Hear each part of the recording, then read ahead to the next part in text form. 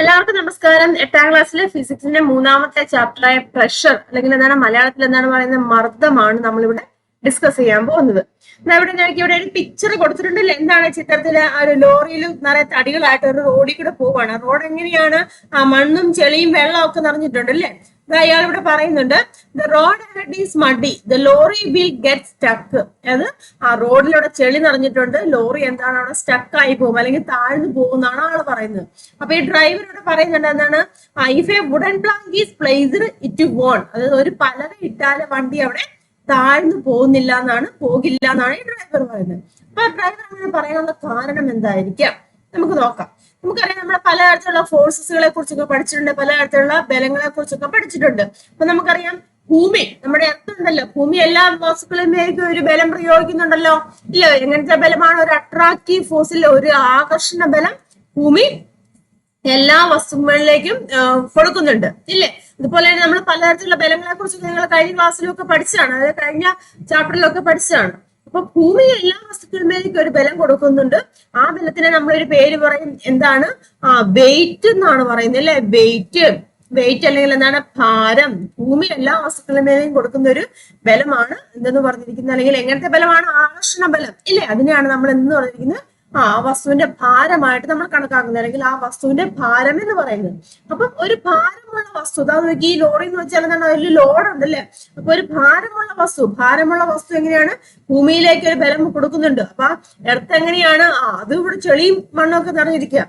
അപ്പൊ അതുമൂലം ഇവിടെ എന്താണ് ഇമ്പാക്ട് ഉണ്ടാവുന്നത്? നമുക്കറിയാം, ഇവിടെ പറയുന്നുണ്ട് താഴ്ന്നു പോകുന്നു പറയുന്നുണ്ട്. പക്ഷെ ഡ്രൈവർ എന്താണ് പറയുന്നത്? അവിടെ ഒരു പലക ഇട്ട് കഴിഞ്ഞാൽ അത് താഴ്ന്നു പോകുന്നില്ല. അപ്പൊ നമുക്ക് നോക്കാം എന്തായിരിക്കും അങ്ങനെയാണ് പറയാനുള്ളതിന്റെ കാരണമെന്ന്. ഇതാ നോക്കിയാൽ ഇവിടെ എഴുതിയിരിക്കുന്നുണ്ട്, we have learn about different types of force. നമ്മൾ പലതരത്തിലുള്ള ഫോഴ്സിനെ കുറിച്ചൊക്കെ പഠിച്ചിട്ടുണ്ട്. The earth exerts an attractive force on all object, that is a weight of the object. ഭൂമി എല്ലാ വസ്തുക്കളിലേക്ക് ഒരു അട്രാക്റ്റീവ് ഫോഴ്സ് പ്രയോഗിക്കുന്നുണ്ട്. അതിനെയാണ് നമ്മൾ എന്ന് പറഞ്ഞിരിക്കുന്നത് വെയിറ്റ് എന്ന് പറയുന്നത്. ഇതാ ഇവിടെ ഒരു ചിത്രം കൊണ്ടോ കൊടുത്തിരിക്കുന്നത്. ഈ ചിത്രത്തിൽ എന്തൊക്കെ കാര്യങ്ങളാണ് പറഞ്ഞിരിക്കുന്നത്? ഒരു ബ്രിക്ക് ഇല്ല, ഒരു കട്ടയാണ്. ആ കട്ട എന്താണ്? ഒരു സ്പോഞ്ചിന്മേലേക്ക് വെച്ചിരിക്കുകയാണ്. അല്ല, അത് എങ്ങനെയൊക്കെയാണ് വെച്ചിരിക്കുന്നത്? ലംബമായിട്ട് ഇല്ല, നോർമലി അല്ലെങ്കിൽ വെർട്ടിക്കലി ഇവിടെ വെച്ചിട്ടുണ്ട്. അതുപോലെ തന്നെ ഹൊറിസോണ്ടലി തിരശ്ചീനമായിട്ടും അവിടെ വെച്ചിട്ടുണ്ട്. മനസ്സിലാകുന്നുണ്ട്? അപ്പൊ ലംബമായിട്ടും വെച്ചിട്ടുണ്ട്, അതുപോലെ തന്നെ എങ്ങനെയാണ്? തിരശ്ചീനമായിട്ടും അവിടെ വെച്ചിട്ടുണ്ട്. ക്ലിയർ ആയല്ലോ? അതുപോലെ ഈ ബെഡിൽ കണ്ടോ, ഈ ബെഡിൽ കുട്ടി എങ്ങനെയാണ് നിൽക്കുന്നത്? വെർട്ടിക്കലായിട്ട് നിൽക്കുന്നുണ്ട്. ഈ ബെഡിൽ എങ്ങനെയാണ്? ദേ കുട്ടി തന്നെ എന്താണ് അവിടെ കിടക്കുവാണ് ചെയ്യുന്നത്. മനസ്സിലാകുന്നുണ്ടോ? അപ്പം ഈ കുട്ടിയുടെ ഭാരം എങ്ങനെയാണ്? സെയിം തന്നെയാണ്. അപ്പൊ ഈ ബ്രിക്കിന്റെ കേസിലും പറയുവാണെന്നുണ്ടെങ്കിൽ ഈ ബ്രിക്കിന്റെ ഭാരം എങ്ങനെയാണ്? സെയിം തന്നെയാണ്. ഈ പിക്ചറിലുള്ള ഇതും എങ്ങനെയാണ്? രണ്ടും സെയിം ഭാരം തന്നെയാണ്. പക്ഷെ അത് നിൽക്കുന്ന പൊസിഷൻ എങ്ങനെയാണ്?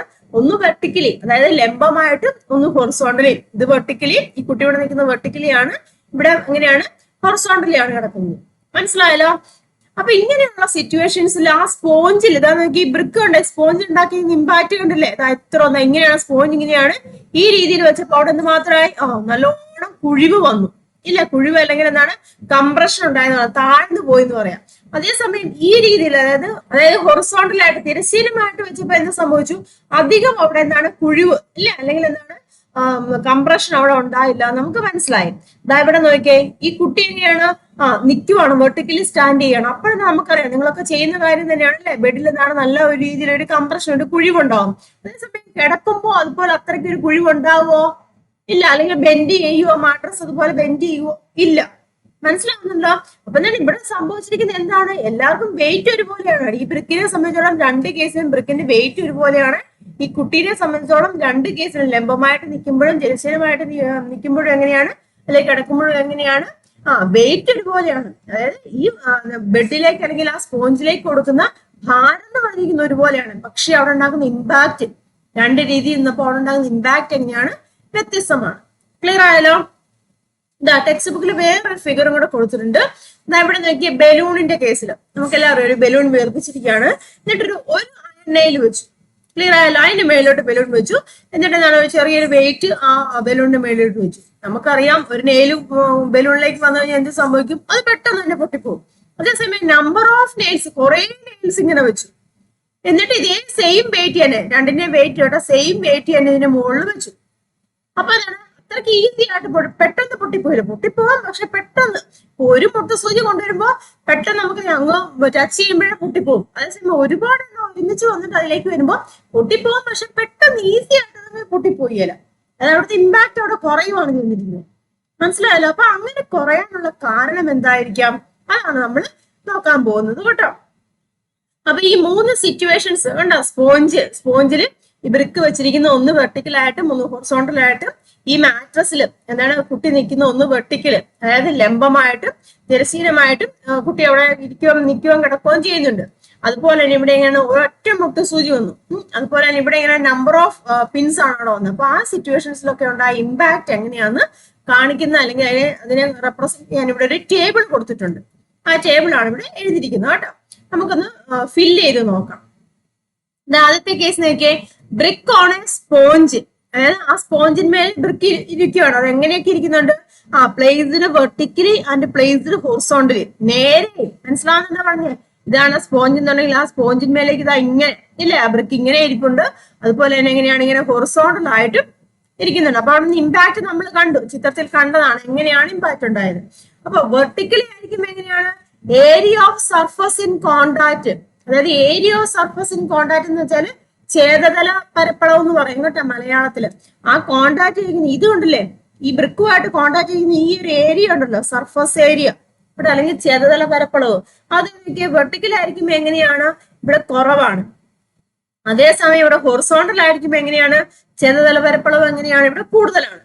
മനസ്സിലാവുന്നുണ്ടോ? ഈ കുട്ടിയുടെ കേസിലും ആ കുട്ടിയുടെ ലെഗ് ഇരിക്കുന്ന ആ ഭാഗത്ത് മാത്രമേ ഉള്ളൂ ഏരിയ ഓഫ് കോണ്ടാക്ട് വന്നിട്ടുള്ളൂ. മനസ്സിലാവുന്നു? അതേസമയം ഇവിടെ എങ്ങനെയാണ്? കിടക്കുമ്പോൾ ഫുൾ ബോഡി അത്രയും ഇല്ലേ, സർഫസ് ഏരിയ ഓഫ് കോണ്ടാക്ട് അവിടെ കൂടുവാണ് ചെയ്തിരിക്കുന്നത്. ക്ലിയർ ആയാ പറഞ്ഞത്? അതുപോലെ തന്നെ ബലൂണിന്റെ കേസിൽ ഒറ്റ നെയിലാകുമ്പോൾ സർഫസ് ഏരിയ ഓഫ് കോണ്ടാക്ട് ഇവിടെ വളരെ കുറവാണ്. അതേസമയം ഒരുപാട് നെയിൽ വരുമ്പോൾ എങ്ങനെയാണ്? അവിടുത്തെ സർഫസ് ഏരിയ ഓഫ് കോണ്ടാക്ട്, ഛേദതല പരപ്പളവ് എന്ന് പറഞ്ഞിരിക്കുന്നത് എങ്ങനെയായിരിക്കും? അവിടെ കൂടുതലാണ് വന്നിരിക്കുന്നത്. മനസ്സിലായല്ലോ? അപ്പൊ അതിന്റെ ബേസിൽ നമുക്ക് ഈ ടേബിൾ ഫില്ല് ചെയ്യാം. അപ്പൊ നമുക്ക് ഇവിടെ എന്ത് എഴുതാം? Area of surface in contact, അതായത് ഛേദതല പരപ്പളവ് ഇവിടെ എങ്ങനെയാണ്? വെർട്ടിക്കൽ ആയിട്ട് വെക്കുമ്പോ എങ്ങനെയാണ്? ലെസ് ആണ് അല്ലെ, ഛേദതല പരപ്പളവ് അവിടെ ലെസ് ആണ്. അപ്പൊ നമുക്ക് അവിടെ എന്താണ് ഒബ്സർവ് ചെയ്യാൻ സാധിച്ചത്? ബ്രിക്ക് എന്ത് ചെയ്യും? നല്ലോണം സിങ്ക് ചെയ്യും, അല്ലെങ്കിൽ നല്ലോണം കംപ്രസ് ചെയ്യും എന്ന് പറയാൻ സാധിക്കും. ആ സ്പോഞ്ചിനുള്ളിലേക്ക് സിങ്ക് ചെയ്തു നമുക്ക് പറയാം കേട്ടോ. അപ്പൊ നമുക്കിവിടെ ഒബ്സർവേഷൻ ആയിട്ട് എന്ത് എഴുതാം? ബ്രിക്ക് അല്ലെ, ബ്രിക്ക് സിങ്സ് ഇല്ലേ, brick sinks into the sponge എന്ന് പറയാം അല്ലെ. സ്പോഞ്ചിന്റെ ഉള്ളിലേക്ക് ഇത് സംഭവിച്ചു, സ്പോഞ്ചിന്റെ ഉള്ളിലേക്ക് താഴ്ന്നു എന്ന് പറയാം. മനസ്സിലായല്ലോ? ഇനി അത് ഹൊറിസോണ്ടൽ ആയിട്ട് നിൽക്കുമ്പോൾ എന്ത് സംഭവിക്കുന്നുണ്ട്? സർഫസ് ഏരിയ ഓഫ് കോണ്ടാക്ട് എങ്ങനെയാണ്? കൂടുതലാണ് അല്ലെ, സർഫസ് ഏരിയ ഓഫ് കോണ്ടാക്ട് കൂടുതലാണ്, മോർ എന്ന് നമുക്ക് പറയാം. അപ്പൊ ഇത്രയ്ക്ക് സിങ്ക് ചെയ്യുന്നുണ്ടോ സ്പോഞ്ചിന്റെ ഉള്ളിലേക്ക്? ആ ബ്രിക്ക് ഇത്രയ്ക്കും ആദ്യത്തെ കേസിൽ വെർട്ടിക്കലായ കേസിന്റെ അത്രയോടെ സിങ്ക് ചെയ്യുന്നുണ്ടോ? ഇല്ല. മനസ്സിലാവുന്നുണ്ടോ? അപ്പൊ നമുക്ക് ഇവിടെ എന്ത് പറയാം? ബ്രിക്ക് ഡസ് നോട്ട് എന്ന് പറയാം അല്ലെ. Brick does not sink much എന്ന് പറയാം അല്ലെ. Sink much, brick does not sink much into the sponge നമുക്ക് പറയാം. ക്ലിയർ ആയാലോ? ഇനി കുട്ടിയുടെ കേസ് വരുമ്പോ, കുട്ടി സ്റ്റാൻഡ് ചെയ്യുക, നിൽക്കുമ്പോ എന്ന് വെച്ചാൽ വെർട്ടിക്കൽ ആയിട്ടാണ്, അതായത് ലംബമായിട്ടാണ് വരുന്നത്. അപ്പൊ എങ്ങനെയാണ്? ഏരിയ ഓഫ് കോണ്ടാക്ട് അവിടെ എങ്ങനെയായിരിക്കും? കുറവായിരിക്കും ഇല്ലേ. അപ്പൊ മാട്രസ് എങ്ങനെയാണ്? മാട്രസ് നല്ലോണം ബെൻഡ് ചെയ്യുവോ? നല്ലോണം ബെൻഡ്. അപ്പൊ അവിടെ എങ്ങനെയാ? മാട്രസിന്റെ ബെൻഡിങ് എങ്ങനെയാണ്? നല്ലോണം ബെൻഡ് ചെയ്യും ഇല്ലേ. അതായത് മാട്രസ് ബെൻഡ്സ് മോർ എന്ന് പറയാം. അല്ലെങ്കിൽ അവിടെ നിന്നാണ് അവിടുത്തെ കംപ്രഷൻ അല്ലെങ്കിൽ ഡിപ്രഷൻ എങ്ങനെയാണ്? താഴേക്ക് നല്ലോണം ഉണ്ടെന്ന് പറയാം ഇല്ല. അപ്പൊ നമുക്ക് ഇവിടെ എന്ത് എഴുതാം? മാട്രസ് കേട്ടോ, മാട്രസ് ബെൻസ് എന്ന് പറയാം കേട്ടോ, ബെൻസ് മോർ എന്ന് പറയാം കേട്ടോ, മാട്രസ് ബെൻസ് മോർ എന്ന് പറയാം. ക്ലിയർ ആയല്ലോ? ഇനി ആ കുട്ടി അവിടെ കിടക്കുമ്പോൾ എന്താണ് സംഭവിക്കുന്നത്? സർഫസ് ഏരിയ ഓഫ് കോണ്ടാക്ട് അവിടെ കൂടുതലാണ് അല്ലെ, സർഫസ് ഏരിയ ഓഫ് കോണ്ടാക്ട് അവിടെ കൂടുതലാണ്. അപ്പൊ എന്ത് പറയാ? അത്രയ്ക്ക് അവിടെ ബെൻഡ് ചെയ്യുന്നുണ്ടോ മാട്രസ്? ഇല്ല. അപ്പൊ നമുക്ക് എന്ത് പറയാം? മാട്രസ് ബെൻസ് ലെസ് എന്ന് പറയാം, വളരെ കുറച്ച് മാത്രമേ മാട്രസ് അവിടെ ബെൻഡ് ചെയ്യുന്നുള്ളൂ. ക്ലിയർ ആയാലോ? ഇനി പിന്നിന്റെ കേസിൽ ബലൂൺ ഓൺ ദ പിൻസ് ഇല്ല, ഒരു സിംഗിൾ പിന്ന് നമ്മൾ ഉപയോഗിച്ചു. സിംഗിൾ പിൻ ഉപയോഗിക്കുമ്പോൾ എന്ത് സംഭവിക്കും നമുക്ക് പറയാം? പെട്ടെന്ന് ഈസിലി ആ ബലൂൺ ബേസ്റ്റ് ചെയ്ത് പോയാൽ പൊട്ടിപ്പോകും. ക്ലിയർ ആയല്ലോ? അപ്പൊ അവിടുത്തെ സർഫസ് ഏരിയ ഓഫ് കോണ്ടാക്ട് എങ്ങനെയാണ്? സിംഗിൾ പെൻ ഉപയോഗിക്കുമ്പോൾ സർഫസ് ഏരിയ ഓഫ് കോണ്ടാക്ട്, അതായത് ഛേദതല പരപ്പളവ് അവിടെ എങ്ങനെയായിരിക്കും? കുറവായിരിക്കും. അപ്പൊ എന്ത് സംഭവിക്കും? ബലൂൺ ഇല്ലേ, ബലൂൺ എന്ത് സംഭവിക്കും? ബലൂൺ ബേസ്റ്റ് ബേഴ്സ് എന്ന് വെച്ചാൽ പൊട്ടിപ്പോവുക, ഈസിലി ഇല്ലേ, ഈസി ആയിട്ട് പൊട്ടിപ്പോവും നമുക്ക് പറയാം. ഇനി മൾട്ടിപ്പിൾ പിൻസ് ഉപയോഗിക്കുമ്പോഴോ ഛേദതല പരപ്പളവ് അവിടെ എങ്ങനെയാണ്, കൂടുതലാണ് ഇല്ലേ. അപ്പൊ എങ്ങനെയാണ്, അത്രയ്ക്ക് പൊട്ടിപ്പോവും, പക്ഷെ അത്രയ്ക്ക് പെട്ടെന്ന് പൊട്ടിപ്പോവോ ഇല്ല. സിംഗിൾ പിൻ ഉപയോഗിക്കുന്ന അത്രയും എഫക്റ്റ് ഇമ്പാക്ട് ഇവിടെ ഉണ്ടായില്ല. അപ്പൊ നമുക്ക് എന്ത് എഴുതാം, ബലൂൺ ഡസ് നോട്ട് അല്ലെ, balloon does not burst easily എന്ന് പറയാം, ബേഴ്സ് ഈസിലി. മനസ്സിലാവുന്നുണ്ടോ പറഞ്ഞത്? അപ്പം ഈ 3 എക്സ്പെരിമെന്റിൽ നമുക്ക് എന്ത് മനസ്സിലാക്കാൻ സാധിക്കും, ചില സ്ഥലത്ത് എങ്ങനെയാണ് സർഫസ് ഏരിയ കൂടുതലാണ്, നമ്മൾ കണ്ടില്ലേ, ചില സ്ഥലത്ത് സർഫസ് ഏരിയ കൂടുതലാണ്, അപ്പൊ അത് ഇമ്പാക്ട് ഉണ്ടാവുന്നില്ല. പക്ഷെ സർഫസ് ഏരിയ കുറയുമ്പോൾ, സർഫസ് ഏരിയ ഓഫ് കോണ്ടാക്ട് ഛേദതല പരപ്പളവ് അവിടെ കുറയുമ്പോൾ എങ്ങനെയാണ് അവിടെ ഉണ്ടായിരിക്കുന്ന ഇമ്പാക്ട് എന്ന് പറഞ്ഞിരിക്കുന്നത് അല്ലെ, എങ്ങനെയാണ് കൂടുതലാണ് നമുക്ക് മനസ്സിലാക്കാൻ സാധിക്കും. ക്ലിയർ ആയല്ലോ? അപ്പൊ നമുക്ക് ഇവിടെ എന്ത് പറയാം, ഓരോ കേസിലും ഈ ടേബിൾ നമ്മൾ അനലൈസ് ചെയ്തപ്പോൾ നമുക്ക് മനസ്സിലാക്കാൻ സാധിക്കും എന്നാണ്, when the same force is applied in each case അല്ലെ, ഓരോ കേസിലും ഇങ്ങനെ സെയിം ഫോഴ്സ്, അതായത് ബലം, സെയിം ബലമാണ് നമ്മൾ കൊടുത്തത്, പക്ഷെ റിസൾട്ട് എങ്ങനെയാണ്, depending on the change in surface area in contact.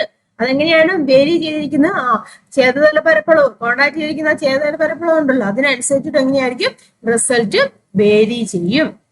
Clear ആയല്ലോ? അതിനിപ്പം എന്തായിരിക്കാം റീസൺ എന്ന് പറഞ്ഞിരിക്കുന്നത്, നമ്മളൊരു വസ്തുവിന്മേലേക്ക് ഒരു ബലം ഇങ്ങനെ കൊടുക്കുവാണ് ചെയ്തിരിക്കുന്നത്, വെർട്ടിക്കലി ഇങ്ങനെ കൊടുക്കുവാണ്, അപ്പം അവിടെ ഉണ്ടാകുന്ന ഇമ്പാക്ട് അവിടെ വേരി ചെയ്യുന്നുണ്ട്.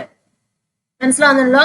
അപ്പം ഒരു പർട്ടിക്കുലർ ഏരിയയിലേക്ക് നമ്മളൊരു ബലം കൊടുക്കുവാണെന്നാണ്, ആ ബലം കൊടുക്കുന്നത് ഇങ്ങനെ നോർമലി എന്ന് വെച്ചാൽ ലംബമായിട്ട്. മനസ്സിലാവുന്നുണ്ടോ? ഒരു പർട്ടിക്കുലർ ഏരിയയിലേക്ക്, സപ്പോസ് ഇത്രയും ഒരു ഏരിയയിലേക്ക് നമ്മൾ ലംബമായിട്ട് ഒരു ബലം കൊടുക്കുവാണെന്നുണ്ടെങ്കിൽ, ഈ ലംബമായിട്ട് കൊടുക്കുന്ന ബലത്തിനെ നമ്മളൊരു പേര് പറയും കേട്ടോ. ഒരു ബലം നമ്മൾ ലംബമായിട്ട് നോർമലി, ഇത് force acting normally on the surface. മനസ്സിലാവുന്നുണ്ടോ? ഒരു ഫോഴ്സ് നമ്മളിങ്ങനെ ഒരു ബലം, ഇവിടെ ഒരു ഫോഴ്സ് ആണ്, ആ ഫോഴ്സ് ഇങ്ങനെ ലംബമായിട്ട് കൊടുക്കുകയാണെങ്കിൽ, ലംബമായിട്ട് എന്ന് പറയുമ്പോൾ എങ്ങനെയാണ്, പെർപെൻഡിക്കുലറി എന്ന് പറയാം, അല്ലെങ്കിൽ എന്താണ് നോർമലി എന്ന് പറയുന്നത്, ഇവിടുത്തെ മേക്ക് ചെയ്യുന്ന ആംഗിൾ എത്രയായിരിക്കും, 90 ഡിഗ്രി ആയിരിക്കും. അപ്പൊ അങ്ങനെ കൊടുക്കുന്ന ആ ബലത്തിനെ നമ്മൾ പറയുന്ന പേരാണ് ത്രസ്റ്റ് എന്ന് പറയും കേട്ടോ. ത്രസ്റ്റ് അല്ലെങ്കിൽ അതിനെ മലയാളത്തിൽ പറയുന്നത് വ്യാപക മർദ്ദം എന്ന് പറയും കേട്ടോ, വ്യാപക മർദ്ദം. മനസ്സിലാവുന്നുണ്ടോ പറഞ്ഞ? ലംബമായിട്ട് ഒരു വസ്തുവിന്മേലേക്ക് നമ്മളൊരു ബലം കൊടുക്കുകയാണെന്നുണ്ടെങ്കിൽ, normally the force acting normally on the surface. അപ്പൊ ഒരു വസ്തുവിന്മേലേക്ക് നമ്മൾ നോർമലി കേട്ടോ കൊടുക്കുന്ന ആ ബലത്തിനെ നമ്മൾ പറയുന്ന പേരാണ് വ്യാപക മർദ്ദം എന്നാണ് പറയുന്നത്. അത് ഓർത്തിരിക്കുക കേട്ടോ. അപ്പം ആ കൊടുക്കുന്ന വ്യാപകമർദ്ദം അല്ലെങ്കിൽ ത്രസ്റ്റ് എന്ന് പറഞ്ഞ ഒരു യൂണിറ്റ് ഏരിയയിലേക്കാണ് ചോദിച്ചത്. യൂണിറ്റ് ഏരിയ എന്ന് വെച്ചാൽ അപ്പൊ ഇത്ര എന്ന് പറഞ്ഞ ഒരു യൂണിറ്റ് ഏരിയ എന്ന് പറയുമ്പോൾ നമുക്കറിയാമെന്നാണ് ലെങ്തിന്റെ ബ്രെഡ്ത്ത് ആണ്. യൂണിറ്റ് ഏരിയ എന്ന് പറയുമ്പോൾ എങ്ങനെയാണ് ഉദ്ദേശിക്കുന്നത്, ലെങ്തും ബ്രെഡ്ത്തും 1 ആയിരിക്കും. അതായത് 1 മീറ്റർ സ്ക്വയർ ഏരിയ ഉള്ള ഒരു സർഫസിലേക്ക് നമ്മൾ ഇങ്ങനത്തെ ഒരു ത്രസ്റ്റ് അല്ലെങ്കിൽ ഒരു വ്യാപകമർദ്ദം നേരെ കൊടുക്കുകയാണെന്നുണ്ടെങ്കിൽ അതിനെ നമ്മൾ പറയുന്ന പേരാണ് എന്ത്, പ്രഷർ അല്ലെങ്കിൽ എന്താണ്, മർദ്ദം. മനസ്സിലാവുന്നുണ്ടോ പറഞ്ഞത്? അതായത് നമ്മളൊരു നോർമലി ഒരു ഫോഴ്സ് കൊടുക്കുക, നോർമലി എന്ന് വെച്ചാൽ എന്താ ഉദ്ദേശിക്കുന്നത്, നേരെ ലംബമായിട്ട് ഒരു വസ്തുവിന്മേലേക്ക് ഫോഴ്സ് കൊടുക്കുകയാണെന്നുണ്ടെങ്കിൽ അതിനെ നമ്മൾ പറയുന്ന പേരാണ് ത്രസ്റ്റ് അല്ലെങ്കിൽ വ്യാപക മർദ്ദം. അങ്ങനെ കൊടുക്കുന്ന ആ വ്യാപക മർദ്ദം എന്ന് പറഞ്ഞാൽ ഒരു യൂണിറ്റ് ഏരിയയിലേക്കാണെന്നുണ്ടെങ്കിൽ, യൂണിറ്റ് ഏരിയയിലേക്കാണ് അത് കൊടുക്കുന്നതെങ്കിൽ, ആ വ്യാപക മർദ്ദം അല്ലെങ്കിൽ ത്രസ്റ്റ് കൊടുക്കുന്നതെങ്കിൽ, അതായത് നോർമലി നമ്മൾ ഫോഴ്സ് കൊടുക്കുന്നതെങ്കിൽ ഒരു യൂണിറ്റ് ഏരിയ കേട്ടോ, അതായത് 1 മീറ്റർ സ്ക്വയർ ഏരിയയിലേക്കാണ് കൊടുക്കുന്നതെങ്കിൽ അതിനെ നമ്മൾ പറയുന്ന പേരാണ് പ്രഷർ അല്ലെങ്കിൽ മർദ്ദം. ഓക്കെ ആയ പറഞ്ഞത്? പ്രഷറും ത്രസ്റ്റും എന്താന്നുള്ളത്, പ്രഷർ എന്ന് പറയുമ്പോൾ നോർമലി കൊടുക്കുന്ന ഫോഴ്സ് ആണ്, അത് യൂണിറ്റ് ഏരിയയിലേക്കാണ്. ത്രസ്റ്റ് എന്ന് പറഞ്ഞാൽ എന്താണ്, ആ ഒരു സർഫസിലേക്ക് നേരെ കൊടുക്കുന്ന ഫോഴ്സിനെയാണ് നമ്മൾ ത്രസ്റ്റ് അല്ലെങ്കിൽ വ്യാപക മർദ്ദം എന്ന് പറയുന്നത്. ക്ലിയർ ആയല്ലോ? ഒരിക്കലും നമ്മളത് ഇങ്ങനെ ചെരിഞ്ഞു കൊടുത്തു കഴിഞ്ഞാൽ അത് ഒരിക്കലും പ്രഷർ ആവുകയല്ല കേട്ടോ. നോർമലി ആയിരിക്കണം, നേരെ കേട്ടോ, നേരെ ഇങ്ങനെ കൊടുക്കുവാണെങ്കിലുള്ള അത് പ്രഷർ ഇവിടെ ആകത്തുള്ളൂ. ഇവിടെ ഏരിയ, യൂണിറ്റ് ഏരിയയിലേക്ക് കൊടുക്കുവാണെങ്കിൽ മാത്രമാണ് അവിടെ പ്രഷർ എന്ന് നമ്മൾ പറയുന്നത്. ക്ലിയർ ആയാലോ? അപ്പൊ ഇവിടെ ഉണ്ടാകുന്ന വേരിയേഷൻ ഉണ്ടല്ലോ, അതായത് അവിടെ ഇമ്പാക്ട് ഉണ്ടല്ലോ, ഇമ്പാക്റ്റിന് കാരണം എന്താണ്, നമ്മളവിടെ നമ്മളൊരു ഫോഴ്സ് കൊടുക്കുന്നുണ്ട്, നേരെയാണ് ഫോഴ്സ് കൊടുക്കുന്നത് അല്ലേ. അപ്പം ആ നേരെ കൊടുക്കുന്ന ഫോഴ്സിന്റെ വ്യത്യാസം കൊണ്ട്, അതായത് അവിടെ കൊടുത്ത പ്രഷറിന്റെ വ്യത്യാസം കൊണ്ടാണ് അവിടെ ചേഞ്ച് ഉണ്ടാവാൻ കാരണം. ക്ലിയർ അല്ലേ പറഞ്ഞത്? ഇതാ ഇവിടെ നോക്കിയാൽ നമ്മൾ ചിത്രത്തിൽ നമുക്ക് കാണുമ്പോൾ അറിയാം, നമ്മൾ ഇങ്ങനെ കൊടുക്കുമ്പോൾ നേരെ ഒറ്റ രീതിയിൽ കൊടുക്കുമ്പോൾ എന്താണ് പ്രഷർ അല്ലേ, പ്രഷർ നല്ല രീതിയിൽ വരുന്നുണ്ട്. ക്ലിയർ ആയല്ലോ? ഇവിടെ എങ്ങനെയാണ് ഇവിടെ അധികം പ്രഷർ വരുന്നില്ല. ഇതെവിടെ നോക്കി ഇങ്ങനെ ലംബമായിട്ട് വെക്കുമ്പോ പ്രഷർ നല്ല രീതിയിൽ വരുന്നുണ്ട്. ഇങ്ങനെ വെർട്ടിക്കൽ ഇങ്ങനെ തിരശ്ചീനമായിട്ട് വെക്കുമ്പോൾ ഹൊറിസോണ്ടലായിട്ട് വെക്കുമ്പോൾ അധികം പ്രഷർ അവിടെ ഉണ്ടാവുന്നില്ല. അതുകൊണ്ട് അവിടെ ഇമ്പാക്ട് അവിടെ വേരി ചെയ്യുന്നുണ്ട്. ക്ലിയർ ആയാ പറഞ്ഞത്? അപ്പൊ പ്രഷറിന് നമുക്ക് എങ്ങനെ ഡെഫിനിഷൻ കൊടുക്കാം? അതാ നോക്കിയേ, പ്രഷർ ഈസ് എ ഫോഴ്സ് ആണ് ആക്ടിങ് നോർമലി. എങ്ങനെയാണ്? Per unit area. മനസ്സിലാവുന്നുണ്ടോ? യൂണിറ്റ് ഏരിയയിലേക്ക് നോർമലി ലംബമായിട്ട് ആക്ട് ചെയ്യുന്ന ഫോഴ്സിനെയാണ് നമ്മൾ എന്ത് പറയുന്നത്? പ്രഷർ എന്ന് പറയുന്നത്. ലംബമായിട്ട് ആക്ട് ചെയ്യുന്ന ആ ഫോഴ്സിന് നമ്മൾ എന്ത് പറയും? വ്യാപകമർദ്ദം അല്ലെങ്കിൽ ത്രസ്റ്റ് എന്നാണ് പറയുന്നത്. അത് യൂണിറ്റ് ഏരിയയിലേക്ക് ആക്ട് ചെയ്യുവാണെങ്കിൽ അതിനെയാണ് നമ്മൾ എന്ത് പറയുന്നത്? പ്രഷർ അല്ലെങ്കിൽ മർദ്ദം എന്ന് പറയുന്നത്. ക്ലിയർ ആയ പറഞ്ഞത്? അപ്പം ഈ കൊടുക്കുന്ന ഈ ഫോഴ്സ് ഉണ്ടല്ലോ, അതായത് ലംബമായിട്ട് ഒരു സർഫസിലേക്ക് കൊടുക്കുന്ന ഫോഴ്സിനെ നമ്മൾ വ്യാപകമർദ്ദം എന്ന് പറഞ്ഞു. അതിനെ നമ്മൾ എഫ് വെച്ചിട്ടാണ് റെപ്രസെന്റ് ചെയ്യുന്നത്. പ്രഷറിനെ നമ്മൾ റെപ്രസെന്റ് ചെയ്യുന്നത് ക്യാപിറ്റൽ പി വെച്ചിട്ടാണ്. ക്ലിയർ ആയല്ലോ? അപ്പൊ പ്രഷർ ഡെഫിനിഷൻ മനസ്സിലാക്കട്ടോ. Force acting normally per unit area. അപ്പൊ ഇക്വേഷൻ നമുക്ക് എഴുതാമല്ലോ. പ്രഷറിന്റെ ഇക്വേഷൻ പി ആണ്. ഫോഴ്സ് ആക്ടിങ് പെർ എവിടെയാണ്? യൂണിറ്റ് ഏരിയയിലേക്ക്. ഏരിയ. അപ്പൊ ഇക്വേഷൻ കണ്ടല്ലോ, P is equal to F by A ആണ് പ്രഷറിന്റെ ഇക്വേഷൻ. മനസ്സിലായോ? ഫോഴ്സ്, ആ ഫോഴ്സ് ഏതാണ്? ത്രസ്റ്റ് ആണ്. അതായത് നോർമലി ആക്ട് ചെയ്യുന്ന ഫോഴ്സ് അതാണ് പറഞ്ഞത്. ത്രസ്റ്റ് എന്ന് പറയുമ്പോൾ എന്താണ് ഉദ്ദേശിക്കുന്നത്? നോർമലി ആക്ട് ചെയ്യുന്ന ഫോഴ്സ് ആണ്. നോർമലി എന്ന് പറയുമ്പോൾ ലംബമായിട്ട് നമ്മൾ ചെരിഞ്ഞു വന്നു കഴിഞ്ഞാൽ അവിടെ ത്രസ്റ്റ് ആവൂല. മനസ്സിലാവുന്നുണ്ടോ പറഞ്ഞത്? അപ്പം that is a pressure. Equation of pressure is P is equal to F by A. Pressure എന്ന് പറയുമ്പോൾ യൂണിറ്റ് ഏരിയയിലേക്ക് ആക്ട് ചെയ്യുന്ന ഫോഴ്സ് ആണ്. ഓക്കെ ആണല്ലോ? ദെൻ അങ്ങനെയാവുകയാണെന്നുണ്ടെങ്കിൽ നമുക്ക് ഇതിന്റെ യൂണിറ്റ് കണ്ടുപിടിക്കാം കേട്ടോ. യൂണിറ്റ് കണ്ടുപിടിക്കാം. ഫോഴ്സിന്റെ യൂണിറ്റ് നമുക്കറിയാം എന്താണ്? ന്യൂട്ടൺ ആണ് അല്ലെ? നിങ്ങൾ പഠിച്ചിട്ടുള്ളതാണ്. ഏരിയയുടെ യൂണിറ്റ് ഏതാണ്? മീറ്റർ സ്ക്വയർ അല്ലേ? S I unit of area metre square ആണ്. അപ്പൊ നമുക്ക് എന്ത് പറയാം? ന്യൂട്ടൺ പെർ മീറ്റർ സ്ക്വയർ എന്ന് പറയാം. That is the unit of pressure. Pressure എന്ന് പറഞ്ഞാൽ എന്താണ്? ഫോഴ്സ് തന്നെയാണല്ലേ? Force acting per unit area ആണ് പ്രഷർ. അപ്പൊ പ്രഷറിന്റെ യൂണിറ്റ് ഏതാണ്? ന്യൂട്ടൺ പെർ മീറ്റർ സ്ക്വയർ ആണ്. ഇനി അതിന് മറ്റൊരു യൂണിറ്റും ഉണ്ട്. അതായത് എസ് ഐ യൂണിറ്റിൽ നമ്മൾ അറിയപ്പെടുന്നത് പാസ്കൽ എന്നാണ് കേട്ടോ. എസ് ഐ യൂണിറ്റിൽ അറിയപ്പെടുന്നത് പാസ്കൽ എന്നാണ്. പാസ്കൽ എന്ന് പറയും. അതിന് നമ്മൾ റെപ്രസെന്റ് ചെയ്യുന്നത് പി എ എന്ന് വെച്ചിട്ടാണ് കേട്ടോ. ഒരു സയന്റിസ്റ്റിന്റെ നെയിം വെച്ചിട്ടാണ് കേട്ടോ ഈ പാസ്കൽ എന്ന് പറഞ്ഞത്. അപ്പൊ S I unit of pressure is എന്നാണ്, പാസ്കൽ ആണ്. ന്യൂട്ടൺ പെർ മീറ്റർ സ്ക്വയറും ശരി തന്നെയാണ്. പക്ഷെ ന്യൂട്ടൺ പെർ മീറ്റർ സ്ക്വയർ എന്ന് പറയുമ്പോൾ നമ്മൾ force acting per unit area എന്നൊക്കെ പറയുമ്പോൾ ന്യൂട്ടൺ പെർ മീറ്റർ സ്ക്വയർ ആണ്. എങ്കിൽ നമ്മൾ S I unit of pressure എന്ന് പറയുമ്പോൾ എന്താണ്? പാസ്കൽ ആണ് കേട്ടോ. S I unit of pressure is Pascal. Clear ആയല്ലോ എന്താണ് പ്രഷർ എന്നുള്ളത്? ഇവിടെ ഒരു ചിത്രം കൊടുത്തിരിക്കുന്നുണ്ടോ? ഈ ചിത്രത്തിൽ എന്താണ് പറഞ്ഞിരിക്കുന്നത്? ഒരു താറാവും ഒരു കോഴിയാണ് അല്ലെ? അതവിടെ താറാവ് എന്താണ് പറഞ്ഞിരിക്കുന്നത്? From here I will be the one two reach first just watch എന്ന്. ഇനി അങ്ങോട്ട് മുന്നിൽ എത്തുന്നത് ഞാനായിരിക്കും എന്ന് ഇവിടെ താറാവ് പറയുന്നുണ്ട്. അപ്പൊ കോഴി എന്താണ് പറയുന്നത്? So far I have run ahead and won I will win again. ഇതുവരെ ഓടിയത് ജയിച്ചത് ഞാനാണ്, ഇനിയും ഞാൻ തന്നെ ജയിക്കുന്നു കോഴി പറയുന്നുണ്ട്. പക്ഷെ താറാവ് പറയുന്നുണ്ട് ഇനി അങ്ങോട്ട് ഞാനായിരിക്കും ജയിക്കുന്നത്. അതിന് കാരണം എന്തായിരിക്കാം അല്ലെങ്കിൽ ഇതിലെ കറക്റ്റ് ആര് പറഞ്ഞതായിരിക്കാം കറക്റ്റ് എന്ന് പറയുന്നത്? നിങ്ങളുടെ ഒപ്പീനിയൻ എന്താണ്? താറാവ് പറയുന്നതാണ് കറക്റ്റ് അല്ലേ? താറാവായിരിക്കാം അവിടെ ജയിക്കുന്നത്. അതിന് കാരണം എന്തായിരിക്കാം? മനസ്സിലാവുന്നുണ്ടോ? താറാവാണ് അവിടെ ജയിക്കുന്നത്. ആ താറാവ് അവിടെ ജയിക്കുന്നതിന് കാരണം എന്തായിരിക്കാം? ഞാൻ നോക്കിയ ഈ സർഫസ് എങ്ങനെയാണ്? മഡിയാണ് അല്ലെ? ചെളിയും മണ്ണും നിറഞ്ഞതാണ്. താറാവിന്റെ ഫുട്ട് ശ്രദ്ധിച്ചിട്ടുണ്ടോ? എങ്ങനെയാണ് കണ്ടില്ലേ? ഇതാ നോക്കിയേ, ഇതിനെ വെബ്ഡ് ഫുട്ട് എന്നാണ് കേട്ടോ പറയുന്നത്. അതായത് സ്കിന്നുമായിട്ട് ഇപ്പം ഫിംഗേഴ്സ് എവിടെയുണ്ട്, അപ്പൊ ഈ ഫിംഗേഴ്സും സ്കിന്നുമായിട്ട് ഇങ്ങനെ അറ്റാച്ച് ചെയ്തിരിക്കും. മനസ്സിലാവുന്നുണ്ടോ? അപ്പൊ കോഴിയുടെ ഒക്കെ ആണെങ്കിൽ സിംഗിൾ ഇങ്ങനെ ആയിട്ട് പോകും. അവിടെ അറ്റാച്ച്മെന്റ് ഒന്നുമില്ല, സ്കിന്നുമായിട്ട് ഇങ്ങനെ അറ്റാച്ച് ചെയ്തിരിക്കും താറാവിന്റെ ഒക്കെ. അപ്പൊ എന്താണ് ഇവിടെ എന്ത് സംഭവിക്കും? ഇവിടെ സർഫസ് ഏരിയ കൂടും. സർഫസ് ഏരിയ കൂടുമ്പോ എന്താണ്? ചെളിയിലേക്ക് അത് ഇമ്പാക്ട് ഉണ്ടാവുമോ? മനസ്സിലാവുന്നുണ്ടോ? ചെളിയിലേക്ക് താന്നു പോവോ? ഇല്ല. അപ്പം ഈസി ആയിട്ട് താറാവിന് മടി കൂടെ ഓടാൻ സാധിക്കും, ചെളി കൂടെ ഓടാൻ സാധിക്കും. പക്ഷെ കോഴിക്ക് എങ്ങനെയാണ്?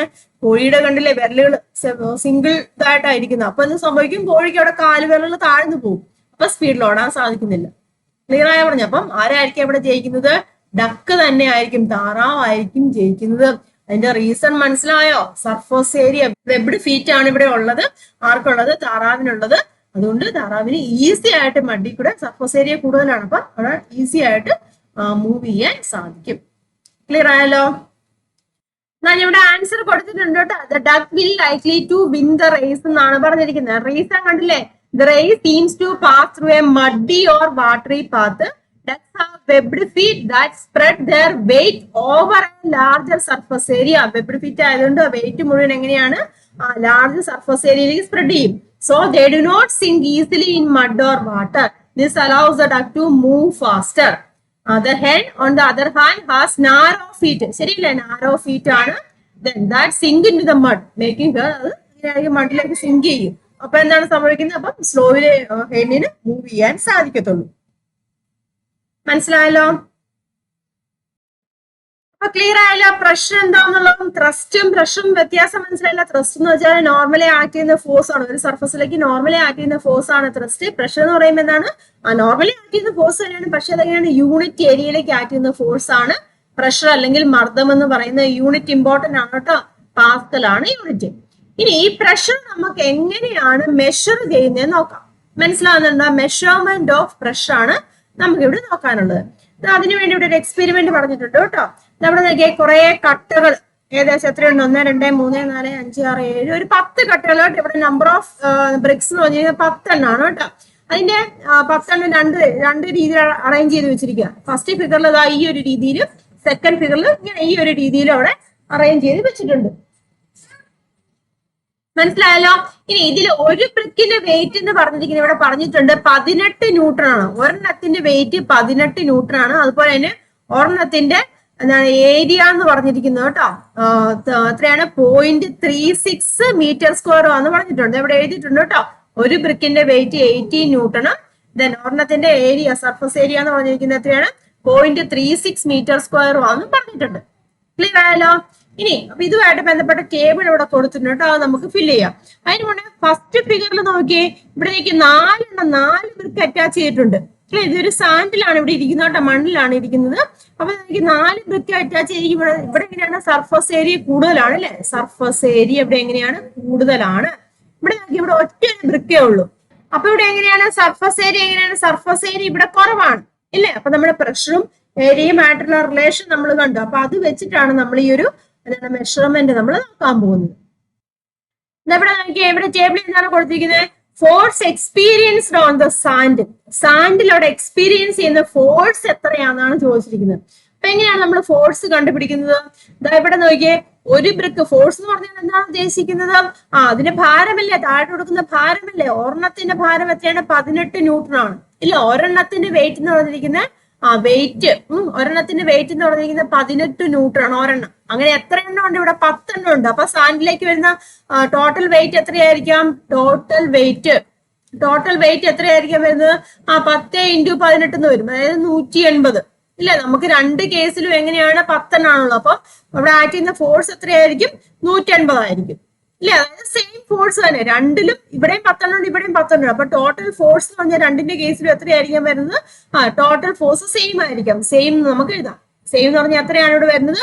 180 ന്യൂട്ടൺ ആയിരിക്കും അല്ലെ? രണ്ടിന്റെ ഫോഴ്സ് എന്ന് പറഞ്ഞിരിക്കും എങ്ങനെയായിരിക്കും? ആ സാൻഡിലേക്കാണെങ്കിൽ അല്ലെങ്കിൽ എന്താണ് മണ്ണിലേക്ക് കൊടുക്കുന്ന ആ ഫോഴ്സ് എന്ന് പറഞ്ഞിരിക്കും എങ്ങനെയായിരിക്കും?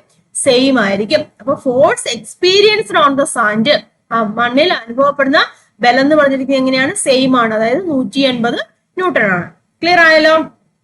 ഇനി സർഫസ് ഏരിയ ഓഫ് കോണ്ടാക്ട് എന്ന് പറഞ്ഞിട്ടുണ്ട്. Surface area of contact slab 1ന്റെ കേസിൽ എങ്ങനെയാണ്? ഇവിടെ സർഫസ് ഏരിയ ഓഫ് കോണ്ടാക്ട് നമ്മൾ ഓൾറെഡി പറഞ്ഞു കൂടുതലാന്ന് പറഞ്ഞു. അതിന് കാരണം എന്താണ്? ഇവിടെ 4 ബ്രിക്ക് ഇവിടെ ഇരിപ്പുണ്ട് ഇല്ലേ? നമുക്ക് ആ സർഫസ് ഏരിയ ഒന്ന് കണ്ടുപിടിച്ചും കൂടെ നോക്കാം കേട്ടോ. സർഫസ് ഏരിയ ഒന്നാമത്തെ കേട്ടോ, ഞാൻ 1 എന്ന് എഴുതുവാണ്. സർഫസ് ഏരിയ ഓഫ് കോണ്ടാക്ട് ഒന്നാമത്തെ നമുക്ക് നോക്കാം.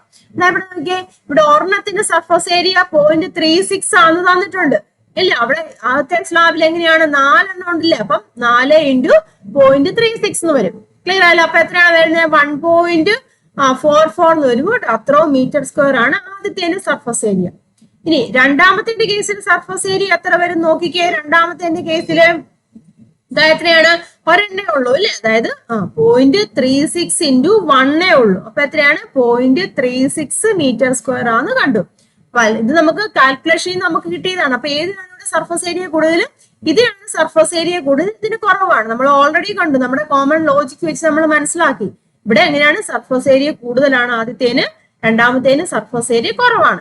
ക്ലിയർ ആയല്ലോ? അപ്പൊ സർഫസ് ഏരിയ ഓഫ് കോണ്ടാക്ട് നമുക്ക് കാൽക്കുലേഷനിൽ കിട്ടിയത് ഇവിടെ എഴുതാം കേട്ടോ. 144 അല്ല 1 പോയിന്റ് കേട്ടോ, 1.44 മീറ്റർ സ്ക്വയർ. ഇവിടെ എത്രയാണ്? 0.36 മീറ്റർ സ്ക്വയറുമാണ്. ക്ലിയർ ആയല്ലോ? ഇനി എന്താണ് അടുത്ത് പറഞ്ഞിരിക്കുന്നത്?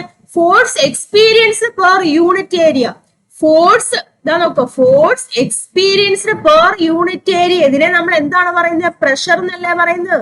Force experienced per unit area എന്ന് വെച്ചാൽ പ്രഷർ ആണ് അല്ലെ? അപ്പൊ അതിന്റെ വാല്യൂ എത്രയാണ് വരുന്നത്? ഞാനിവിടെ P1 എന്ന് കൊടുക്കാം. ആദ്യത്തെ കേസിൽ P1 എന്ന് കൊടുക്കുവാണ്. Force experienced per unit area. ആദ്യത്തെ സ്ലാബിന്റെ കേസിൽ ഞാൻ F1 എന്ന് കൊടുത്തു, അതിന്റെ ഫോഴ്സ്. അതിന്റെ സർഫസ് ഏരിയ ഞാൻ A1 എന്ന് കൊടുത്തു. മനസ്സിലായല്ലോ? അപ്പൊ ആദ്യത്തെ സ്ലാബിൽ ആക്ട് ചെയ്യുന്ന ഫോഴ്സ് നമ്മൾ കണ്ടായിരുന്നു 180 ആണ്. അടുത്ത സർഫസ് ഏരിയ നമുക്ക് കിട്ടിയായിരുന്നു എത്രയാണ്? 1.44 കേട്ടോ. 1.44 ആണ് നമുക്ക് കിട്ടി. അപ്പൊ അത് ഡിവൈഡ് ചെയ്യുമ്പോൾ നമുക്ക് കിട്ടുന്ന വാല്യൂ എന്ന് പറഞ്ഞിരിക്കുന്നത് 125 എന്ന് വരും കേട്ടോ. 125 ന്യൂട്ടൺ പെർ മീറ്റർ സ്ക്വയർ. മനസ്സിലായല്ലോ? ആദ്യത്തെ മേൽ ആക്ട് ചെയ്യുന്ന അല്ലെങ്കിൽ ആദ്യത്തെ സ്ലാബിൽ മേൽ ആക്ട് ചെയ്യുന്ന ഫോഴ്സ് പെർ യൂണിറ്റ് ഏരിയ അപ്പൊ എത്രയാണ്? 125 ന്യൂട്ടൺ പെർ മീറ്റർ സ്ക്വയർ. ഇനി രണ്ടാമത്തെ കേസിൽ രണ്ടാമത്തെ ഫോഴ്സ് ആക്ടിംഗ് പെർ യൂണിറ്റ് ചെയ്യുന്നത് പ്രഷർ തന്നെയാണല്ലോ. അപ്പൊ P2 എന്ന് ഞാൻ കൊടുത്തു. ഇതുപോലെയാണ് ഇക്വേഷൻ എഴുതി, F2/A2 എന്ന് എഴുതി. ഇപ്പൊ ഫോഴ്സ് സെയിം ആണ്, 180 ആണ്. അവിടുത്തെ ഏരിയ നമുക്കറിയായിരുന്നു 0.36 ആണ് രണ്ടാമത്തെ കേസിൽ അല്ലേ?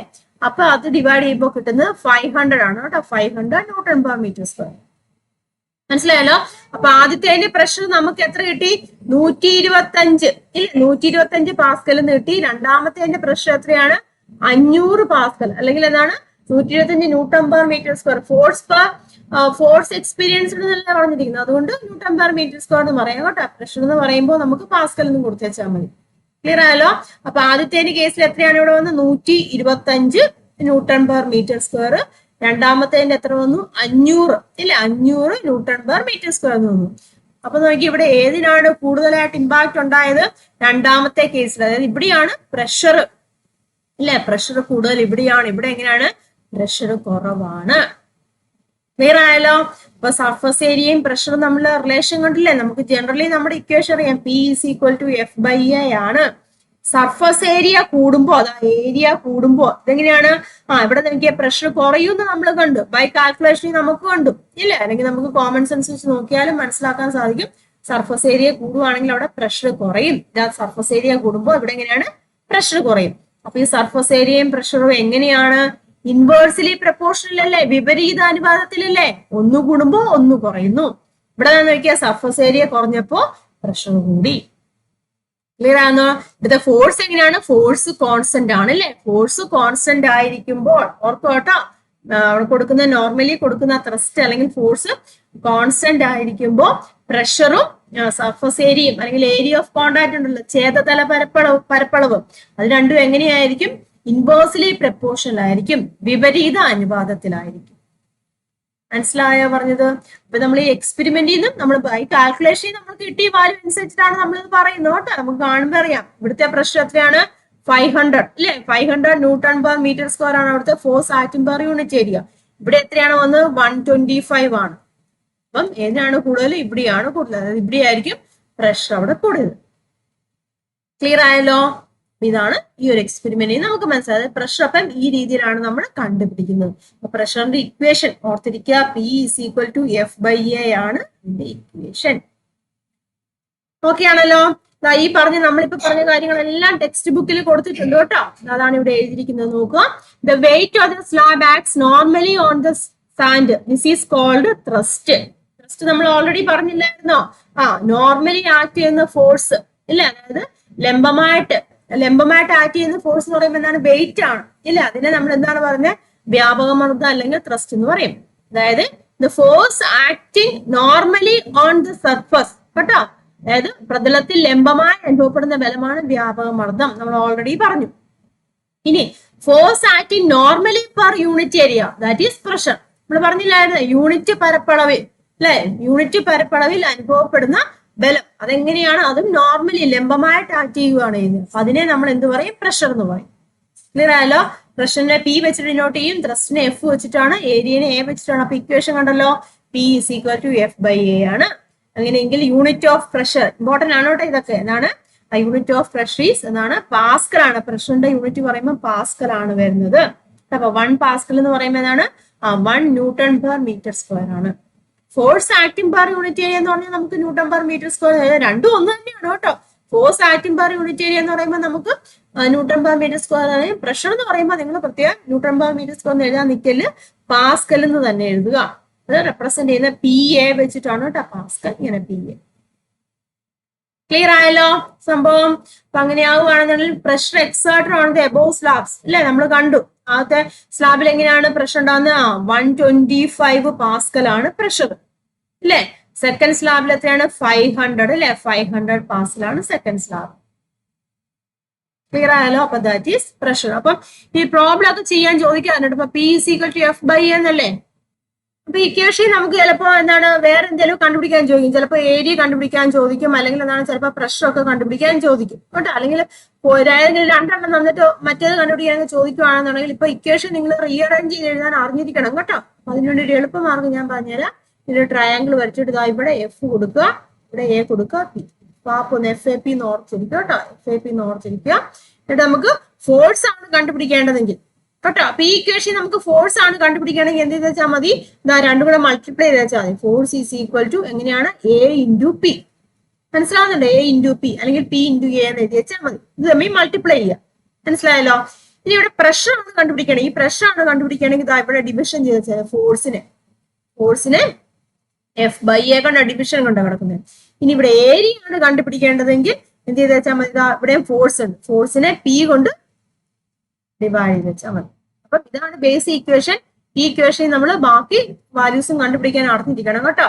അപ്പം P = F/A ആണ്. അതുപോലെ തന്നെ നമുക്ക് ഏതാണ് F = P × A ആണ്. അതുപോലെ തന്നെ A = ഏതാണ് വരുന്നത്? F/P ആണ് കേട്ടോ. അപ്പം ആ രീതിയിൽ നിങ്ങൾ ഇക്വേഷൻസ് റീഅറേഞ്ച് ചെയ്ത് എഴുതാനും അറിഞ്ഞിരിക്കണം എന്നാണ് ഇവിടെ പറഞ്ഞിരിക്കുന്നത്. ക്ലിയർ ആയല്ലോ? അപ്പൊ പ്രഷർ എങ്ങനെയാ കണ്ടുപിടിക്കുന്നത് മനസ്സിലായി. ഇനി ഇതുമായിട്ട് ബന്ധപ്പെട്ട ഒരു എക്സ്പെരിമെന്റുകൾ ഇവിടെ തന്നിട്ടുണ്ട്, നമുക്ക് അതും കൂടെ ഒന്ന് നോക്കാം. നമ്മൾ പറഞ്ഞ കാര്യം തന്നെയാണ്, പ്രഷറും സർഫസ് ഏരിയയും എങ്ങനെയാണ് റിലേറ്റ് ചെയ്തിരിക്കുന്നത് എന്നാണ് നോക്കുന്നത് കേട്ടോ. അതായത് മർദ്ദവും പ്രതല പരപ്പളവും ഉണ്ടല്ലോ, അത് തമ്മിൽ റിലേഷൻ നമ്മൾ ഓൾറെഡി കണ്ടത് തന്നെയാണ്. അതൊരു എക്സ്പെരിമെന്റ് വഴി ഇവിടെ കാണിച്ചിരിക്കുന്നതേ ഉള്ളൂ കേട്ടോ. അതും കൂടെ നമുക്കൊന്ന് നോക്കാം. ഇവിടെ എന്താണ് കൊടുത്തിരിക്കുന്നത്? ഒരു 3 സ്ലാബ് ഇവിടെ കൊടുത്തിട്ടുണ്ട് അല്ലേ, കണ്ടല്ലോ? 3 സ്ലാബ് ഉണ്ട്. അതായത് ഫസ്റ്റ് 1, സെക്കൻഡ് 1, തേർഡ് 1, 3 സ്ലാബ് കൊടുത്തിട്ടുണ്ട്. ഇതിൽ പറഞ്ഞിട്ടുണ്ട് അതിന്റെ എന്താണ് ബ്ലോക്ക് ആണ്, അതിന് 100 ന്യൂട്ടൺ ആണ്. മൂന്നിന്റെയും ഭാരം എന്ന് വെച്ചാൽ 100 ന്യൂട്ടൺ ആണ്. അതായത് സെയിം സാധനം തന്നെ കേട്ടോ, സെയിം സാധനം തന്നെയാണ്. പല രീതി വെച്ചിരിക്കുന്നു. ഒന്നിങ്ങനെ എന്താണ് തിരശ്ചീനമായിട്ട് അല്ലെ, ഹൊറിസോണ്ടൽ ആയിട്ട് വെച്ചിരിക്കുകയാണ്. ഒന്ന് ഈ ഒരു രീതിയിൽ വെച്ചിരിക്കുന്നു. സർഫസ് ഏരിയ ഓഫ് കോണ്ടാക്ട് നിങ്ങൾ നോക്കുക കേട്ടോ, 3 കേസിൽ. അപ്പൊ ഇത് നമുക്ക് കാണുമ്പോഴേ അറിയാം കൂടുതൽ സർഫസ് ഏരിയ ഏതിനാണ്? സർഫസ് ഏരിയ കൂടുതൽ ഇതിനാണ് അല്ലെ. ഏറ്റവും കുറവ് സർഫസ് ഏരിയ വരുന്നിരിക്കുന്നത് ഇതിനുമാണ്. മനസ്സിലാവുന്നല്ലോ? അപ്പം ഈ ഇമ്പാക്ട് നമുക്കറിയാം അല്ലെ. ഇവിടെ എങ്ങനെയാണ്? കൂടുതലായിട്ട് സർഫസ് ഏരിയ ഉള്ളതുകൊണ്ട് ഇവിടുത്തെ പ്രഷർ എങ്ങനെയായിരിക്കും? കുറവായിരിക്കും. മനസ്സിലാവുന്നു? ഇവിടുത്തെ പ്രഷർ കുറവായിരിക്കും. ഇവിടെ സർഫസ് ഏരിയ കുറവായതുകൊണ്ട് ഇവിടെ പ്രഷർ കൂടുതലായിരിക്കും. മനസ്സിലായല്ലോ? In which position will the highest pressure be exerted on the stand? ഏത് പൊസിഷനിലായിരിക്കാം? അതാ ഈ 3ാമത്തെ പൊസിഷനാണ് നമുക്ക് പറയാം അല്ലെ. Which position will cause a concrete block to sink deeper into the sand? Concrete block മണ്ണിലേക്ക് കൂടുതൽ താഴ്ന്നതും ഏത് സിറ്റുവേഷനിലാണ്? 3ാമത്തെ സിറ്റുവേഷനിലാണ്. അപ്പൊ നമുക്ക് എന്ത് പറയാം? വെൻ ത്രസ്റ്റ് റിമൈൻസ് കോൺസ്റ്റന്റ്, അതായത് ഇവിടുത്തെ ബലം എങ്ങനെയാണ്? സെയിം ബലം തന്നെയല്ലേ, സെയിം 100 ന്യൂട്ടൺ തന്നെയല്ലേ അവിടെ കൊടുക്കുന്നത്. ഫോഴ്സ് ഇവിടെ സെയിം ആണ്. ത്രസ്റ്റ് എന്ന് പറഞ്ഞിരിക്കുന്നത് അല്ലെങ്കിൽ ഫോഴ്സ് എന്ന് പറഞ്ഞിരിക്കുന്നത് ലംബമായിട്ട് കൊടുക്കുന്നത് അതിവിടെ സെയിം ആണ്, 100 ന്യൂട്ടൺ തന്നെയാണ്. അപ്പൊ നമുക്ക് എന്ത് പറയാം? നമ്മൾ പറഞ്ഞ കാര്യം തന്നെ, pressure is inversely proportional to എങ്ങനെയാണ്? Pressure is inversely proportional to area എന്ന് നമുക്ക് പറയാം. ആണ് എഴുതിയിരിക്കുന്നത് കേട്ടോ. Thrust remains constant, the pressure is inversely proportional to the surface area. This means when the surface area increase, pressure decreased and vice versa. Surface area കേട്ടോ. Surface area increase ചെയ്യുകയാണെന്നുണ്ടെങ്കിൽ pressure അവിടെ കുറയും അല്ലെ. ഇനി സർഫസ് ഏരിയ അവിടെ കുറയുവാണെങ്കിൽ എന്ത് സംഭവിക്കും? Pressure കൂടും. അതായത് പ്രതല പരപ്പളവ് അവിടെ കുറയുവാണെന്നുണ്ടെങ്കിൽ എന്താണ്? പ്രഷർ അവിടെ കൂടുവാണെങ്കിൽ അത് രണ്ടും ഇൻവേഴ്സ്ലി പ്രപ്പോർഷൻ ആണ്, വിപരീത അനുപാതത്തിലാണ് നമുക്ക് മനസ്സിലാക്കാൻ സാധിക്കും. നമ്മൾ ഓൾറെഡി കണ്ടതാണ് ഇക്വേഷൻ. നമുക്കറിയാം P = F/A എന്ന് പറഞ്ഞ ഇക്വേഷൻ തന്നെ നമ്മൾ ഓൾറെഡി കണ്ടതാണ് കേട്ടോ. ആ ഒരു കാര്യമാണ് ഇവിടെ പറഞ്ഞിരിക്കുന്നത്. ക്ലിയർ ആയല്ലോ? ഇപ്പൊ മനസ്സിലായല്ലോ ഡ്രൈവർ അവിടെ എന്തിനാണ് പലകയിടാൻ പറഞ്ഞതെന്ന് പറഞ്ഞതിന്റെ കാര്യം. പലകയിട്ട് കഴിഞ്ഞാൽ എന്ത് സംഭവിക്കും? സർഫസ് ഏരിയ അല്ലെ, സർഫസ് ഏരിയ അവിടെ കൂടും, സർഫസ് ഏരിയ കോണ്ടാക്ട് അവിടെ കൂടും. അപ്പൊ എന്താണ്, സിങ്ക് ചെയ്യാനുള്ള ചാൻസ് അവിടെ കുറയുവാണ് ചെയ്യുന്നത്, അല്ലെങ്കിൽ താഴ്ന്നു പോകാനുള്ള ചാൻസ് കുറയുവാണ് ചെയ്യുന്നത്. ഇത് പ്രഷർ അവിടെ കുറയും. സർഫസ് ഏരിയ കൂടുമ്പോൾ പലകയിട്ട് കഴിയുമ്പോൾ എന്ത് സംഭവിക്കും? സർഫസ് ഏരിയ കൂടും. അപ്പൊ എന്താണ്, പ്രഷർ അവിടെ കുറയും. അപ്പൊ അധികം താഴ്ന്നു പോകാനുള്ള ചാൻസ് അവിടെ കുറയും. ക്ലിയർ ആയല്ലോ? That is A reason. ഇതിന് കുറച്ച് എക്സാമ്പിൾസ് നിങ്ങളുടെ ടെക്സ്റ്റ് ബുക്കിൽ കൊടുത്തിട്ടുണ്ട് കേട്ടോ. നിങ്ങൾക്ക് അറിയാവുന്ന കാര്യങ്ങളൊക്കെ തന്നെയാണ്. നിങ്ങളുടെ സ്കൂൾ ബാഗ് ഇതാണ്ടല്ലേ, ഈ സ്കൂൾ ബാഗിന് നമ്മളൊരു ചെറിയൊരു എന്താണ് നൂലുണ്ടല്ലോ, നൂല് ഉപയോഗിച്ചൊന്ന് ഉയർത്താൻ നോക്കുക. നല്ല വെയിറ്റ് ഉണ്ടെന്ന് വിചാരിച്ചു. ബാഗിൽ നിങ്ങളുടെ പുസ്തകങ്ങളൊക്കെ വെച്ചിട്ടുണ്ട്. നൂല് ഉപയോഗിച്ച് നോക്കുമ്പോൾ നമുക്ക് നല്ല പേരെടുക്കും. അതേസമയം ഇച്ചിരി വീതിയുള്ളൊരു വയറോ അല്ലെങ്കിൽ കയറൊക്കെ ഉപയോഗിക്കുവാണെങ്കിൽ അത്രയ്ക്ക് ഇമ്പാക്റ്റ് ഉണ്ടാകില്ല കേട്ടോ. അല്ലെങ്കിൽ എന്താ നോക്കി, ഈ ഇതിനെ നോക്കിയേ, ഈ സ്ട്രാപ്പ് ഉണ്ടല്ലോ, ബാഗിന്റെ സ്ട്രാപ്പ്, ഈ സ്ട്രാപ്പ് നോക്കി വീതി കുറഞ്ഞ സ്ട്രാപ്പ്, ഇത്രയും വീതി ഉള്ളതെന്ന് വിചാരിച്ചു. സ്ട്രാപ്പിന് ഇത്രയും വീതിയുള്ളൂ. ബാഗ് നിറയെ പുസ്തകമാണ്. അപ്പൊ എന്താണ്, നമുക്കറിയാം നമ്മുടെ പുറത്തിടുമ്പോ എന്താണ് സംഭവിക്കുന്നത്? നല്ല വേദന എടുക്കും അല്ലേ? വീതി കുറയുമ്പോ എന്താണ്, നല്ല വേദന എടുക്കും. അതിന് കാരണം എന്താണ്? സർഫസ് ഏരിയ അവിടെ കുറഞ്ഞു. സർഫസ് ഏരിയ അവിടെ കുറഞ്ഞു കഴിയുമ്പോൾ എന്ത് സംഭവിക്കുന്നുണ്ട്? നമ്മൾ കണ്ടല്ലേ, സർഫസ് ഏരിയ കുറഞ്ഞു കഴിയുമ്പോൾ പ്രഷർ അവിടെ കൂടും ഇല്ല, പ്രഷർ കൂടും. അപ്പൊ ഇമ്പാക്ട് അവിടെ കൂടും. അപ്പൊ നമുക്ക് നല്ല പെയിൻ ഉണ്ടാവും. അതുകൊണ്ടാണ്, അങ്ങനെ പെയിൻ ഉണ്ടാവാതിരിക്കാൻ വേണ്ടിയാണ് ഇവിടെ എന്താണ് വീതിയുള്ള സ്ട്രാപ്പ് കേട്ടോ. വീതിയുള്ള സ്ട്രാപ്പ് നിങ്ങൾക്ക് ഇവിടെ ബാഗിലൊക്കെ വെക്കുന്നതിന്റെ കാരണം. ക്ലിയർ ആയല്ലോ?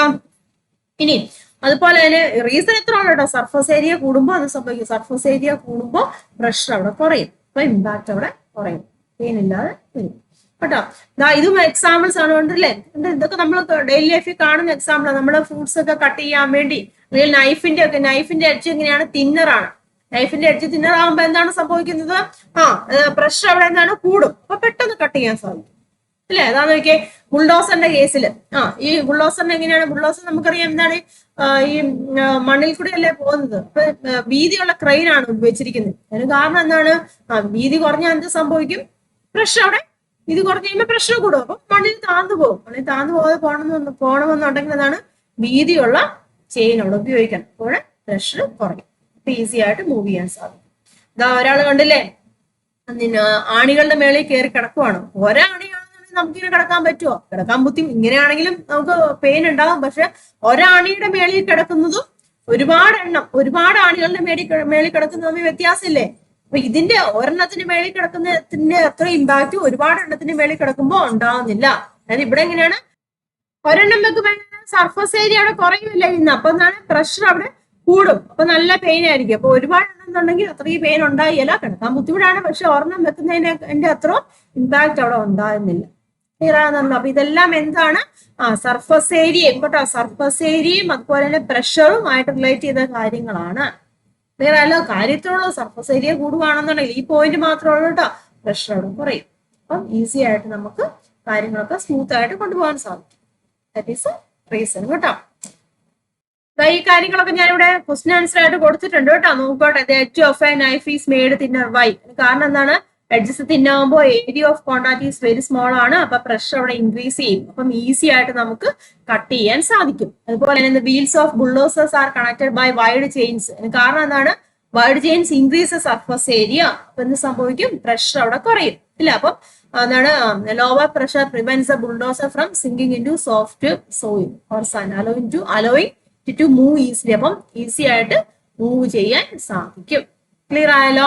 അതുപോലെ തന്നെയാണ് ഇതാ ഈ പറഞ്ഞ കാര്യം ഇല്ല. എന്താണ്, man can easily lay on multiple pins ഇല്ല. ഈസി ആയിട്ട് മൾട്ടിപ്പിൾ പിൻസിന്റെ മേളിൽ കിടക്കാൻ സാധിക്കും. സിംഗിൾ പിന്നിന്റെ മേളിനേക്കാളും ഈസി ആയിട്ട് കിടക്കാൻ സാധിക്കും.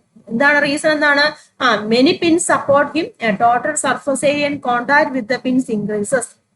അതിന്റെ ഫലമായിട്ട് പ്രഷർ അല്ലേ, ഓരോ പിന്നിലുണ്ടാകുന്ന പ്രഷർ അവിടെ കുറയുവാണ് ചെയ്യുന്നത്. Preventing the pins from easing his body. അപ്പൊ ബോഡിയിലേക്ക് അവിടെ തുളച്ചു കയറാനുള്ള ചാൻസ് അവിടെ കുറയുവാണ് ചെയ്യുന്നത്. That is the reason. These are related to, ഇതുമായിട്ട് റിലേറ്റ് ചെയ്തിരിക്കുന്നു, പ്രഷർ ആൻഡ് സർഫസ് ഏരിയ, മർദ്ദവും അതുപോലെ തന്നെ പ്രതലപരപ്പളവുമായിട്ട് ബന്ധപ്പെട്ടിരിക്കുന്നു. ഇത്രയും കാര്യങ്ങൾ മനസ്സിലായല്ലോ. അപ്പൊ നമ്മളിവിടെ പഠിച്ചത് സോളിഡ് ആയിട്ടുള്ള വസ്തുക്കളിന്മേലേക്ക് ആക്ട് ചെയ്യുന്ന പ്രഷർ അല്ലെങ്കിൽ മർദ്ദം എങ്ങനെയാണെന്നാണ് നമ്മൾ പഠിച്ചത്. അപ്പൊ പ്രഷറിന്റെ ഇക്വേഷൻ ഇമ്പോർട്ടന്റ് ആണ്, അതിന്റെ യൂണിറ്റ് ഇമ്പോർട്ടന്റ് ആണ് കേട്ടോ. വളരെയധികം ഇമ്പോർട്ടന്റ് ആണ്. പ്രഷറിന്റെ യൂണിറ്റ് ഇമ്പോർട്ടന്റ് ആണ്, ഇക്വേഷൻ ഇമ്പോർട്ടന്റ് ആണ്. അപ്പം അതിന്റെ റിലേഷൻ സർഫസ് ഏരിയയും പ്രഷറും എങ്ങനെയാണ് റിലേറ്റ് ചെയ്തിരിക്കുന്നതെന്നും നിങ്ങൾ കൃത്യമായിട്ട് മനസ്സിലാക്കുക.